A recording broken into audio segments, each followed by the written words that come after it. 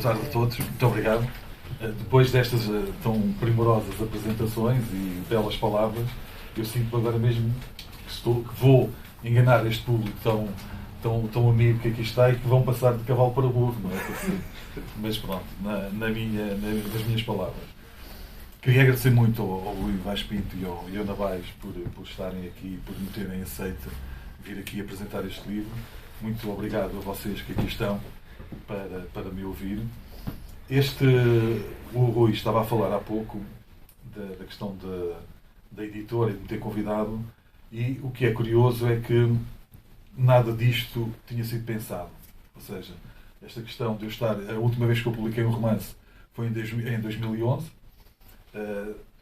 Ou seja, para o ano, em 2022, irei fazer 20 anos que publiquei o meu primeiro romance. Ou seja, em 20 anos apenas tenho 3 romances, ou seja, não sou um escritor muito...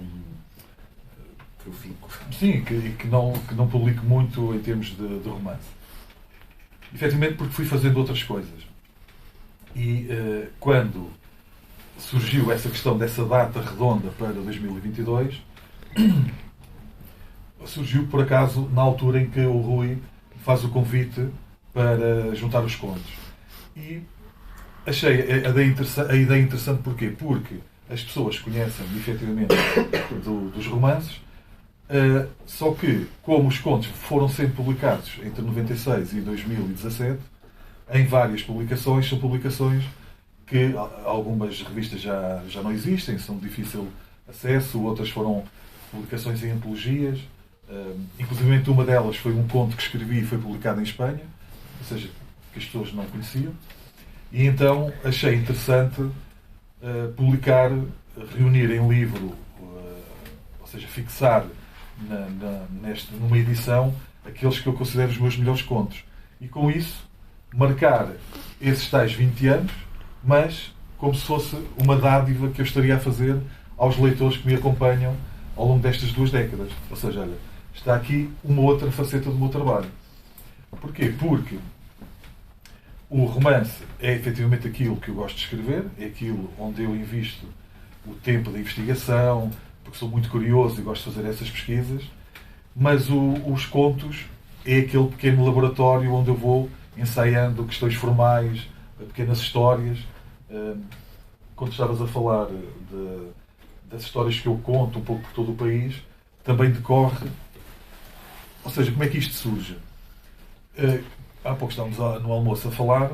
Eu nasci em Moçambique e quando vim para Portugal, em 74, fui viver numa pequena aldeia perto de Caldas de Aregos, aqui no Rio Douro, e quando eu chego, vou viver junto da família da minha mãe, que tinha uma forma muito particular de falar, não é? Aquela forma também muito portista, com aquelas vírgulas muito cabeludas, muito asneirentas, não é? E todo um vocabulário que eu desconhecia por completo. E depois, a minha avó tinha várias netas, e eu era o único rapazito. Então eu tinha uma atenção muito diferente. Mas estava sempre muito atento ao que comiam, como a minha avó cozinhava as coisas, a minha tia, da primeira vez que eu comi marmelada, tudo isso foi criando em mim um fascínio muito grande. E depois a minha avó, como a minha mãe e o meu pai, felizmente, contavam muitas histórias. Ou seja, a minha avó contava muitas histórias de bruxas, lobisomens, ou seja, todo um fantástico. E eu ouvia aquilo, e depois tinha medo à noite, e depois o meu colchão era um colchão de folheiro. E depois folheiro, que era aquelas folhas do milho. Depois aquilo coçava muito as costas e picava. Então havia o chão era todo de madeira, e depois aquele ranger, aquilo tudo foi-me criando um imaginário que, embora depois eu vivia lá em Lisboa, ou seja, era um menino da cidade, durante muitos anos fui renegando um pouco esse património. Quando comecei a escrever, porque este caminho começa como? Começa com os filmes de animação do Vasco Granja, depois começo a fazer banda desenhada, e depois começo a escrever poesia. Por exemplo, a questão da poesia. Eu escrevi poesia, comecei a escrever poesia, precisamente na Escola Secundária Emílio Navarro, onde nós andámos. E porquê? Porque eu era muito tímido com as raparigas, não tinha muito jeito para falar com elas, era muito apaixonado, mas então ia escrevendo uns poemas e que ia entregar. E isso fez com que eu fosse lendo mais, queria procurar um verso melhor, aquela coisa. Depois fui entrando em concursos literários e, grosso modo, escrevi, durante poesia durante 10 anos.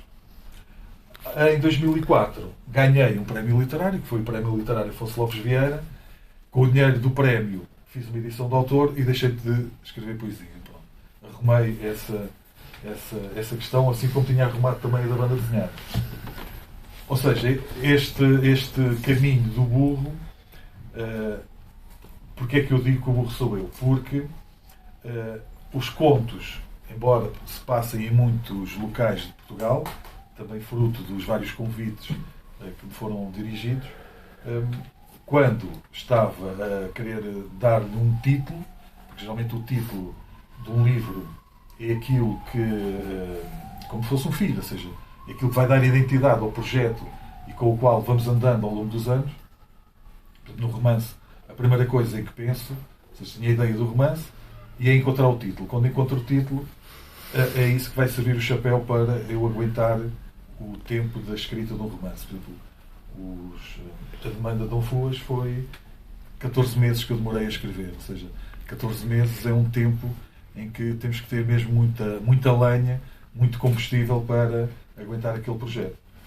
E aqui foi ao contrário. Ou seja, tinha os contos, cada conto tem o seu título, mas esta reunião eu queria que tivesse um título que me identificasse e que me relacionasse com os leitores, aqueles que me acompanham e outros.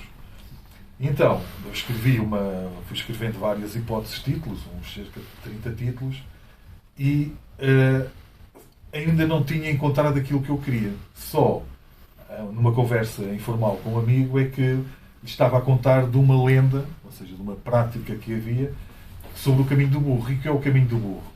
Antigamente, nas aldeias, existia uma prática que era, quando se pretendia abrir um novo caminho, soltava-se o burro, e o burro, o percurso que ele fizesse, seria um novo caminho a ser usado pela aldeia, pelas pessoas da aldeia. E assim que eu contei essa história, vi logo, olha isto, eu sou o burro e fiz este caminho. Ou seja, estes contos, ao fim e ao cabo, são o caminho que eu trilhei na construção daquilo que eu sou. Porquê? Lá está. A questão das histórias da minha mãe, da minha avó e isso tudo, gosto muito de ouvir histórias, de contar histórias, sou feito de todas essas histórias e sou muito atento ao que as pessoas vão dizendo e vão falando. Ou seja, eu estou sempre, como uma esponja, estou sempre atento às coisas porque sou muito fascinado pelo sentido das palavras. Por exemplo, a questão estavas a falar da voz. As minhas influências começam logo pela paixão pelo Aquilino Ribeiro, principalmente, que é a figura tutelar do Camilo Castelo Branco, é a minha grande referência, mas também de um outro escritor português muito esquecido, que era o Bento da Cruz, um escritor ali do Planalto do Barroso, que escreveu contos magníficos e que foram a grande influência também para aquilo que eu escrevi enquanto contista. Essa questão das histórias e desses regionalismos tem a ver muito com essa riqueza vocabular da minha infância. Ou seja, depois quando eu comecei a escrever então os contos e os romances, era aí que eu ia buscar todo esse imaginário, ou seja, foi o lastro daquilo, ou seja, era o meu tesouro, sem eu saber, era o meu tesouro que ali estava e onde eu ia buscar as ideias, as referências, por exemplo, a minha mãe. Este livro é dedicado à minha mãe, precisamente porque ainda hoje, quando tenho uma dúvida, lhe telefono, lhe pergunto, olha, para aquela expressão, como é que se dizia aquilo? Então ela lembra-me, e depois no meio das nossas conversas, como ela gosta muito de anedotas, vamos trocando assim umas risadas e umas histórias, e é a minha principal informante. Pronto. E a questão voltando ainda aos regionalismos, tem muito a ver também com a nossa língua, que é uma língua que as palavras têm certos sentidos e elas, na construção dos contos, dão-lhe um determinado ritmo, mas também uma determinada malandrice. Nós somos um povo bem disposto, mas também somos muito malandros na relação com os outros. Por isso é que estes contos, a questão do picaresco e da sátira e do jocoso, é aquela matéria que eu gosto muito de trabalhar. Somos danados para a pilharia. Exatamente. Como tu próprio. Exatamente. Só um bocadinho, por favor. A questão aqui dos contos, quando eles foram arrumados, eles têm alguns contos têm um recorte histórico, ou seja, cronologicamente, e depois têm outros contos que têm um recorte mais rural, mais ambientado em aldeias, e outros depois em ambiente citadino. A questão muitos deles surgem de convites, então, quando vou a um festival literário ou uma antologia, depois eu preocupo-me em encontrar dentro, por exemplo, eu escrevi aqui um conto sobre Viana do Castelo, e uma das coisas que me fascinava em Viana do Castelo eram os fotógrafos à la minute que existiam na igreja de Santa Luzia. E então, essa profissão, ou seja, os fotógrafos à la minute, era uma coisa sobre a qual eu queria escrever. E então, quando surgiu o convite, fiz a abordagem através dessa personagem. Por exemplo, houve uma vez em que me foi pedido um conto sobre a questão da solidão, e eu tinha feito um trabalho jornalístico sobre as carvoeiras do Pilado. O Pilado é uma pequena povoação que existe perto da Marinha Grande, onde a tradição do fabrico de carvão vegetal, não sei se sabem como é que é feito, abrem umas valas.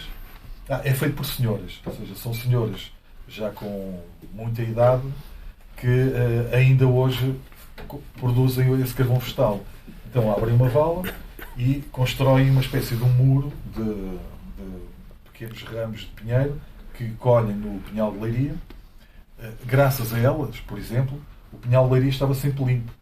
Só que essa atividade agora, as carvoeiras foram diminuindo em número, já não apanham tanto esses pausitos, então por isso é que há às vezes muitos incêndios lá. Então elas constroem esse muro e depois cobrem tudo com terra. E numa das pontas deixam uma abertura onde depois lançam fogo e aquilo consome aquela madeira toda durante 24 horas. E ao fim de 24 horas elas tiram a terra e temos o carvão. Então eu, quando estive lá a fazer essa reportagem, era mais ou menos 4 da manhã, conheci uma senhora com uma certa idade, vestida de negro não só da roupa, mas também toda farruscada do carvão, e achei magnífico. E eu pensei, logo quando surgiu o convite sobre a solidão, pensei naquela pessoa, então fui criar uma invenção. Para aqui um conto que remete, é sobre as brisas do Lis. As brisas do Lis é um doce de pastelaria mais célebre de Leiria, e é aquilo que identifica, concorreu àquela coisa das maravilhas, mas o doce tem uma história, ou seja, ele foi criado nos anos 50, num café em Leiria, mas essa história, para mim, não, em termos de criatividade ou de imaginação, de fábula, não me convinha, então arranjei uma história completamente diferente. O convento de Santana, que tu aqui referes, existe mesmo? É o Mercado de Santana. É o mercado, mas nunca foi convento. Foi. Ah, Aquilo no passado foi convento. Não tinha aquela configuração que tem agora, mas foi um convento. Precisamente por isso. Eu gostava dessa história, queria contar essa história. E então, criei, porque antigamente, obviamente, a questão dos ovos, por exemplo, porque é que nós temos uma doçaria tão rica e baseada nos ovos? Porque todos os conventos e os mosteiros, a renda era paga através de ovos, de açúcar, de cereais, uma série de coisas. Eles tinham tantos ovos, por exemplo, elas usavam a clara para passar a roupa, para fazer o colarinho, a clara do ovo era usada para combater os piolhos, por exemplo. Então há todo um conjunto de coisas e sobravam as gemas. Não é? As brisas do lixo são feitas com o quê? Com muitas gemas. Então havia, o que é que eu fiz? Fiz ali uma espécie de competição entre um convento e outro para a criação de um doce. E depois ela apaixona-se. Essa é a história, é a minha versão da história das brisas de Luís. Mas aqui... Um bocadinho maldoso meter a freira a espreitar o belo pastor desnudo. Não, mas por exemplo, no Lourissal, precisamente no Lourissal, no mosteiro, no Convento das Clarissas, é um mosteiro de clausura. Ainda está ativo, ainda funciona. Sim, ainda funciona, ainda tem sim. Eu já fui visitá-lo, por acaso visitei-o a propósito de uma visita com o José Armando Saraiva, e então graças a isso tive acesso a uma série de dependências que não são abertas ao público em geral. E então, a ideia, por exemplo, para esse conto veio um pouco nessa experiência. Porquê? Porque estive na cozinha do Convento das Clarissas, estive a ver como é que porque elas fazem doces e que vendem eles têm uma roda, que é a roda dos enjeitados, que nós chegamos lá e dizemos, olha, queremos comprar os doces que elas vendem, pomos uma nota e aquilo roda e sai a caixinha com os bolos. A roda era usada para ver a comunicação sem contacto visual. Exatamente. É dividida em 4. Há a comunicação por voz, há a passagem de produtos rodando essa roda, mas sempre sem contacto visual. Pois só há 2 pessoas que contactam com o exterior. É a abadesa e é aquela senhora que trata da comunicação e conduz um trator. É muito interessante. Então, estando lá, fui conhecendo, vi os instrumentos que elas utilizavam. E isto tudo porquê? Estavas a falar na questão da alimentação. Sou muito atento a isso. Ou seja, uma das coisas, enquanto leitor, ou seja, eu sou mais leitor do que escritor, enquanto leitor, e aquilo que eu lia, eu via sempre uma falha, que era, nunca há referências à comida. E é estranho como é que, se isso faz tanto parte da nossa vida e do nosso cotidiano, como é que os escritores não se debruçavam sobre isso. Por exemplo, o Camilo tem, também o Essa de Queiroz, mas o Camilo tem, quase todas as histórias dele têm referências de culinária. Já agora, só uma parte daquele senhor que veio para Portugal e que trouxe a biblioteca. Albert Mangel. Assim, ele tem uma frase que é mais ou menos isto: só na má literatura é que as personagens não comem. Pronto, então as minhas comem bem. Comem abundantemente. Exatamente. E isso, o que é que acontece? Às vezes as pessoas perguntam-me, mas como é que escreves sobre isto? Sobre o palito, o termoço, não sei o que mais. É que, além da curiosidade que tenho natural sobre essas coisas do comer e do beber, quando leio, vou encontrando informações, depois vou guardando em fichas e, quando surge a oportunidade, escrevo. Pronto, tive essa felicidade de permitirem que eu escrevesse sobre vários temas. Só que, por exemplo, o livro da ginja, que foi aquilo... A minha avó fazia ginjas e eu tinha uma relação com a ginja desde pequeno. Não é? Então um dia estava num restaurante e pedi uma ginginha no final do jantar. E disseram com um ar muito de enfado, não temos porque isso é bebida de taberna. E eu fiquei chocado e disse, mas este senhor não sabe o que é que está a falar. A ginja tem uma história gigantesca e, por exemplo, o 25 de Abril foi celebrado penso que foi em Alcobaça, com o cálice de ginja, entre outras, milhetas de histórias. E bem. Exatamente, e bem. E então, escrevi de imediato uma espécie de defesa da ginja. O elogio da ginja. Que é o elogio da ginja. E depois isso foi tendo várias edições, até que em 2006 saiu a edição mais monumental, em que era vendida depois com uma garrafa e uns cálices. E então, a partir daí surgiram vários convites para escrever sobre outras coisas. Sobre a questão do palito, a questão dos termossos. E então era essa curiosidade que é, porquê? Porquê é que nós fazemos assim? Porquê é que comemos assado? Não sei o quê. Porque temos muitos produtos e muitas das vezes não nos ligamos, por exemplo, o termoço, que é uma coisa tão corriqueira nas nossas mesas, mas ele tem uma história. Havia um pintor que passou durante semanas a alimentar-se apenas de termoços enquanto executava uma pintura. Estávamos há pouco a falar da questão dos generais romanos. Os generais romanos, quando entravam vitoriosos das suas campanhas na cidade, em Roma, distribuíam termossos para a população. Portanto, isso são histórias que importa conhecer. Porquê? Porque se caem no esquecimento é uma pena perder-se isso. Eu também escrevi sobre o pão e o vinho, era outro tema está muito relacionado com a minha história, porque o meu pai era padeiro. Ou seja, ele era padeiro em Moçambique. Quando viemos para cá, Ele continuou como padeiro e, de certa forma, eu cresci numa padaria e ainda hoje aquele aroma que me tira do sério é o cheirinho a pão. E que, pronto. A questão do vinho, porque lá está, quando vim para o Douro, eu cheguei em outubro de 74, era o período da matança do porco e havia vinho sobre a mesa. E como eu sempre fui muito curioso, perguntava-me que líquido era aquele. E então fui prová-lo e embriaguei-me com assim, uma idade muito precoce. Só que... E o vinho também, acredito que tipo do Sérgio.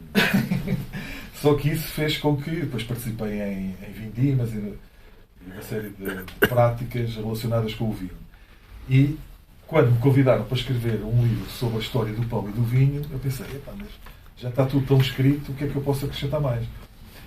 Então fiz uma abordagem através de uma série de curiosidades e, por exemplo, uma delas, hoje, quando um homem chega à casa, geralmente o esposo beija a esposa na boca.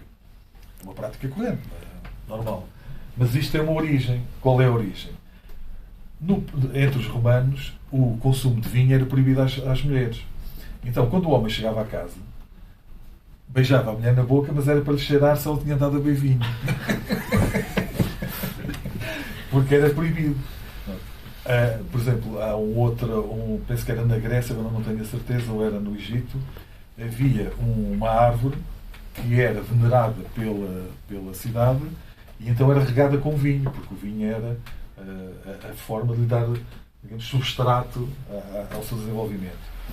Por exemplo, aqui em Portugal, nós, como temos somos muito, como é que se diz, dados à falcatrua, não é? Ou seja, fazemos sempre um cambalacho sobre as coisas. O vinho e o pão foram das coisas mais adulteradas na história, não é?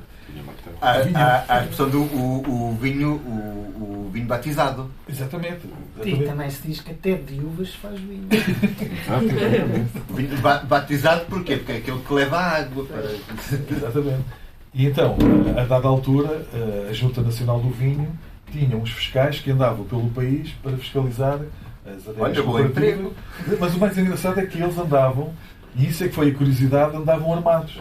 Parecia tipo faroestas, assim, uma pistola, e andavam de Harley Davidson pelo país. Ou seja, uma coisa extraordinária, não é? Imaginam que eram hoje os inspectores da ASAI andarem de Harley Davidson pelo país. Não sei o que é que vos posso contar mais, tenho tantas histórias. Mas deixo-vos à vontade, se quiserem fazer algumas perguntas, estejam à vontade. Ia pedir ao Abílio se me podias emprestar esse livrinho que trouxeste. O Abílio mandou comigo na escola em Almada. A última vez que nos vimos foi há 32 anos. E o Abílio, quando veio... Isso calhar é uma vergonha. Trouxe aqui uma coisa. Ó Abílio, agora vou-te contar uma coisa que não sabes. E aqui ninguém sabe. Onde tu entras, não tu enquanto pessoa, mas o teu nome. Há aqui uma personagem que é o amigo do protagonista desta história, que é o Chico Rosalino, que por acaso também remete para um amigo da minha infância. E quando eu estava a escrever o conto, pensei logo no Abílio. Então é o Abílio Manteigas. Não tem nada a ver com o Abílio. Mas é uma pequena referência que estávamos aqui a falar. Isto que o Abílio trouxe, para a minha grande surpresa, está relacionado com o quê? Como fiz banda desenhada durante muitos anos, fiz fanzines. E então editei fanzines em meu nome, editei fanzines de outros desenhadores. Quando comecei a escrever, queria dar-me a conhecer, não é? E há sempre aquela questão de nos darmos a conhecer ao outro, de nos revelarmos, que é esse salto que vai definir aquilo que queremos fazer enquanto autores. Então comecei a fazer umas pequenas edições, queria também uma editora, que era assim, Essencial Editores, e da minha experiência dos fanzines, fiz fanzines de poesia. E então, o Abílio traz aqui um exemplar que foi publicado por mim em 1995, Almada em 1995, e que se chama A Flor dos Terremotos. E a Flor dos Terremotos, porquê? É o nome de uma taberna que existe em Lisboa. O nome, a Flor dos Terremotos. Porquê? Terremotos é o nome de uma zona em Lisboa. que fica perto da... Acho que é não é das Amoreiras, é da... Olha, agora não me recordo. Tenho o nome na cabeça e não me recordo. Estamos a falar há bocado do Alzheimer. É numa zona ali de Lisboa. Sete Rios. Fica ao pé de Sete Rios. E então, um dia ia no autocarro e passo, o autocarro parou e vejo uma taberna, chamava-se a Flor dos Terremotos. E achei o nome tão poético, tão belo. Como a Maria Ricardina, para pensar, e que é grande não. Olha, há pouco estavas a falar do Ouro dos Corcundas. No Ouro dos Corcundas, a maior parte dos personagens masculinos são todos nome de castas de vinho. É o padre, que é o Fernão Pires, é o alforcheiro, é o Trincadeira, tudo nomes maus. E o próprio personagem chama-se Vicente Maria Sarmento, porque Vicente Maria era o nome de uma taberna onde eu ia ver os jogos do Benfica, e o Sarmento é uma homenagem à casa de Sarmento na Mialhada, que tem um Sarmentinho. Exato, Sim. uns belos vinhos e uma guarda uns espumantes. Pronto, eu já não vou por aí, que isso já...